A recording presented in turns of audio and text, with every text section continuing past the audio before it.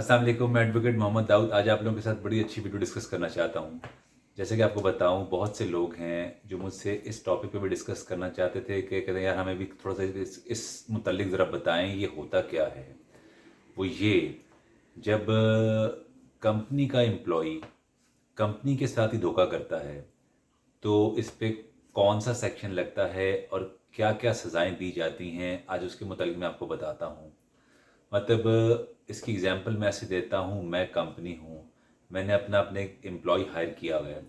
अब वो employ company के साथ ही कोई कागजात में खुट करे, कंपनी का जो ट्रस्ट है वो ब्रीच कर दे, किस तरीके से मामला लेके चले जाते हैं, कुछ चीज़ों को मैनेज करना पड़ता है समटाइम। आप ऐसे कह सकते हैं, मैं कंपनी का ऑनर हूँ, मैंने आगे अपने एम्प्लॉय हायर किए हैं, डिफरेंट मेरे पास एम्प्लॉयज़ हैं।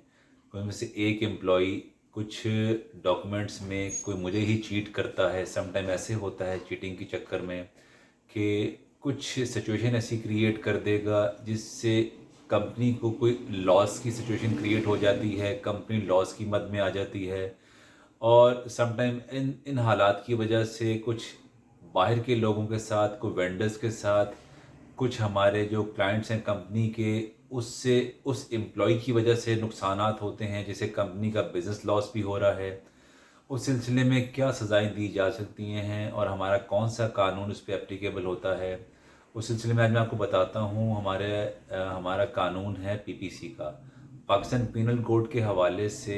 उसका सेक्शन है 408, जिसे क्रिमिनल ब्रीच ऑफ ट्रस्ट कहा जाता है कि किसी भी शक्ल में किसी भी एम्प्लॉय ने कंपनी को लॉस करने की कोशिश की हो, कंपनी का ट्रस्ट ब्रीच किया हो, मतलब वो कंपनी के साथ लॉयल नहीं है और कंपनी को किसी भी एंड से नुकसान पहुंचाने की कोशिश करता है। मैं इसको फ्रॉड की मद में नहीं कहूँगा, लेकिन कंपनी में रहते हुए अपनी जो ड्यूटीज़ उसके ज़िम्मे हैं वो ड्यूटी सही तरीके से परफॉर्म नहीं करता।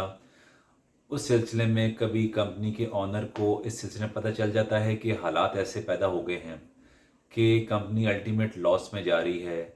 उसको ऐसे हालात से पता चल जाता है। अब हालात से पता चलने की रीज़न ये है, दो चीज़ें होती हैं नॉर्मली। जब आप अपने हिसाब किताब में कैलकुलेशन करते हैं उसमें फ़र्क आ जाता है। कभी आपके वेंडर्स या क्लाइंट्स हों, उनके साथ को मामला करते हुए तो प्रॉब्लम आ जाती है। ऐसी ही सिचुएशन ऐसी क्रिएट की जाती है।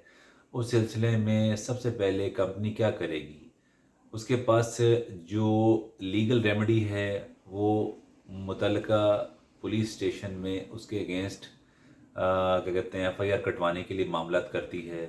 अगर वो इसके साथ ये समझती है कि शायद कंपनी सबसे पहले प्रोसेस ये किया जाता है कि उसके ट्रस्ट दोबारा पैदा किया जाए और जो नुकसानात हैं उनको पूरा किया जाए। अगर नहीं होता तो फिर हम लोग पुलिस वालों से रब्ता करते हैं, जिस पे 408 सेक्शन के तहत पीपीसी के केस हम लोग केस दर्ज करवाते हैं। पुलिस इन्वेस्टिगेट करती है, पुलिस को पकड़ती है, फिर हमें रिकवरी वाले मामलात भी, जितना नुकसान किया है पैसों की शक्ल में या कुछ और मामलात हैं, उसको रिकवर करने के लिए किया जाता है। इसकी सज़ाएँ स्ट्रेट वे 2 साल से लेकर 7 साल तक हैं जी मैक्सिमम। अब उसमें कोई नुकसानात कैश की शक्ल में है, उसको भी रिकवर करना है या और मामलात भी हैं, सब चीज़ें साथ साथ चली जाती हैं। इन केस अगर इस मामले में पुलिस कभी डिले करती है तो उस कंपनी के पास ये राइट है कि वो अपना कानूनी इख्तियार इस्तेमाल करे।